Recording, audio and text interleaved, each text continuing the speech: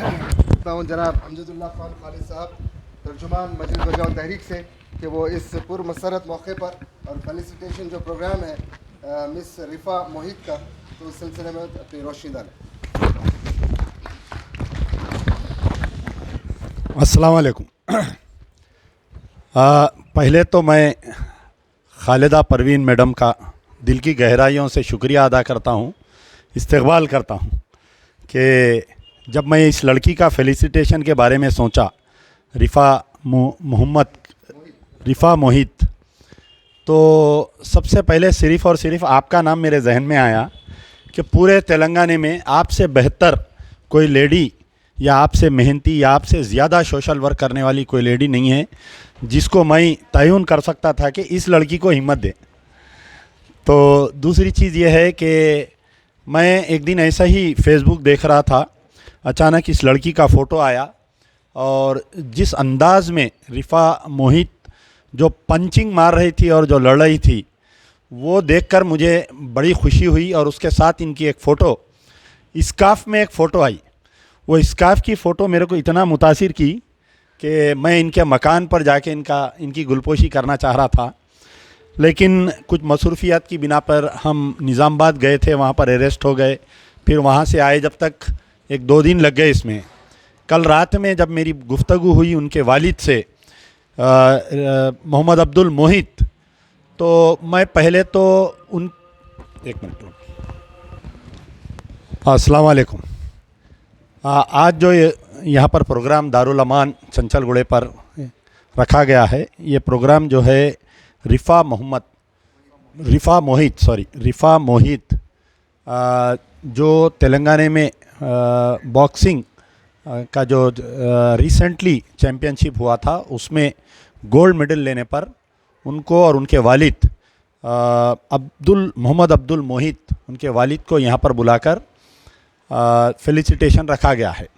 जब ये मैं फ़ेसबुक पर आज से 4 दिन पहले फ़ोटो देखा था प्रोग्राम की और इस लड़की का गोल्ड मेडल जीतने की, तो मुझे बहुत खुशी हुई। और ख़ास तौर पर जब ये लड़की स्कार्फ पहनकर इसकी फ़ोटो देखा तो और तबीयत खुश हुई।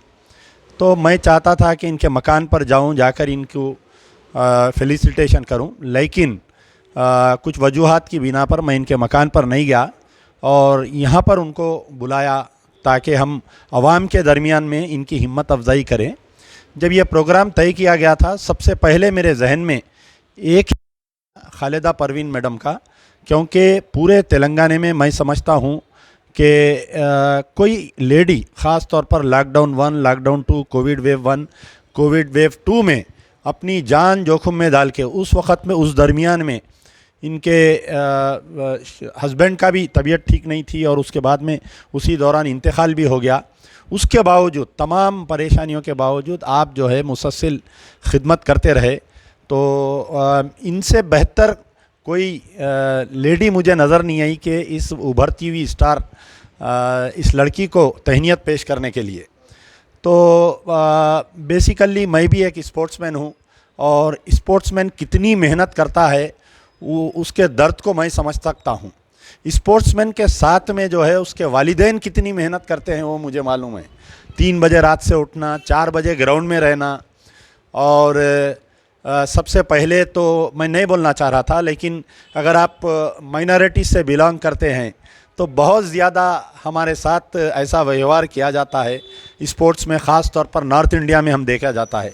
और फिर सबसे ज़्यादा अगर लेडी है, एक लड़की इतने बड़े मुकाम पर आना है, एक तवील दास्तान है इनके माँ बाप की, इसके पीछे मेहनत की। और ख़ास तौर पर इनके कोच मोहम्मद सईद साहब आज नहीं है हमारे दरमियान में। मैं समझता हूँ कि हमारा पैगाम उन तक जाएगा कि अल्लाह ताला उनको सेहत दे, अल्लाह ताला और ऐसे लड़कियों को तैयार करने के लिए उनमें हिम्मत दे। तो यकीनन एक बहुत बड़ा सफ़र है ये। आज जो लड़की यहाँ पर गोल्ड मेडल लेकर बैठी है, पूरे तेलंगाना की नाक, पूरे तेलंगाना के सिर्फ मुस्लिम नहीं बल्कि तमाम वो सेकुलर जहन रखने वाले। आप देखिए कि हिंदुस्तान में मुख्तलिफ़ स्काफ के बारे में मुख्तलिफ़ बातें की जा रही है, मुसलमानों के बारे में मुख्तलिफ़ बातें की जा रही है, लेकिन जब हम पुराने निज़ाम के दौर में थे तो ना इतने मसाजिद थे, ना इतने मदरसे थे। आज जो है इतने मसाजिद, इतने मदरसे हैं। इतने हमारे पास मुस्लिम IAS IPS ऑफिसर्स नहीं थे। आज आप देखिए कि बड़े बड़े नौजवान बच्चे जो है IT प्रोफेशनल्स बन के बाहर जा रहे हैं और एक एक बच्चा 50-50 लाख रुपए कमा रहा है। और स्पोर्ट्स में भी, स्पोर्ट्स के फील्ड में भी कई नाम आ रहे हैं।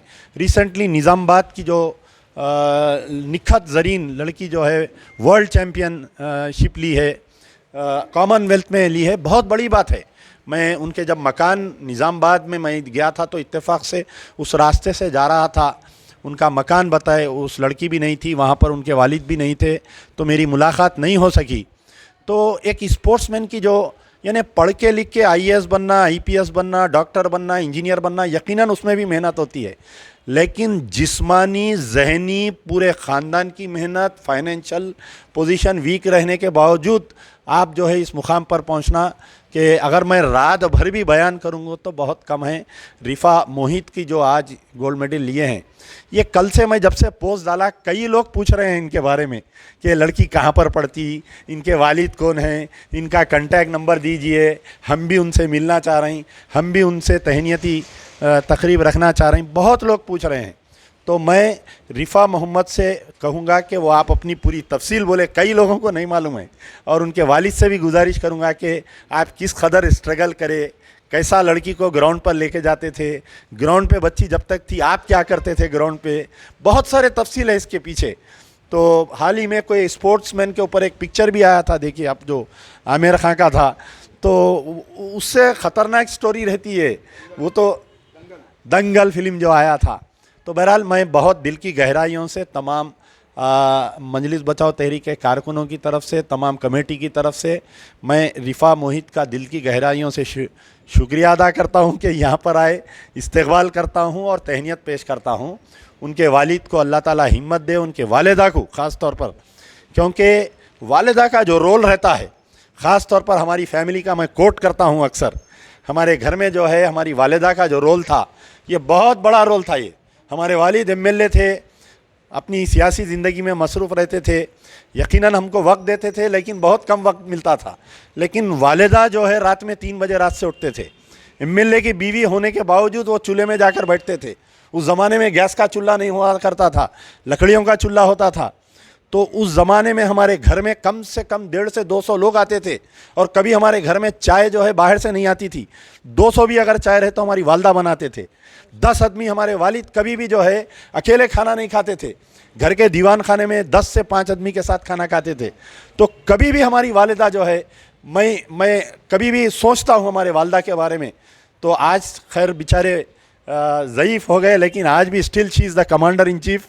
तो वालदा की जो सख्ती रहती थी नमाज के लिए, वालदा की जो सख्ती रहती थी कुरान के लिए, तो यकीनन रिफ़ा मोहित की वालदा को भी मैं सलाम करता हूं कि ये जो गोल्ड मेडल है ये उनके ख़दमों में है। वो गोल्ड मेडल रिफ़ा मोहित के जो 4 गोल्ड मेडल है, ये उनके वालदा के ख़दमों के गोल्ड मेडल है।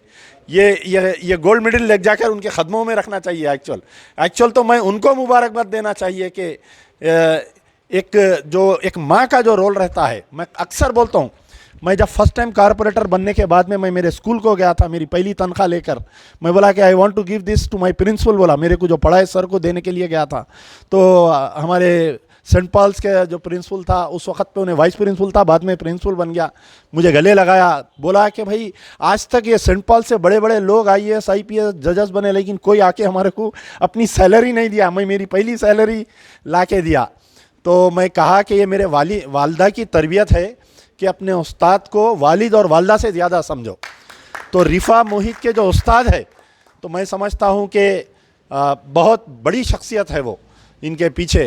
खैर मैं बहुत वक्त ले लिया आप लोगों का, मैं चाहूँगा कि उनके वालिद पहले बोले, उसके बाद में कि आपका कैसा स्ट्रगल था वो जानना चाह रहे हैं लोग। आज पूरे लोग लाइव देख रहे हैं आपको।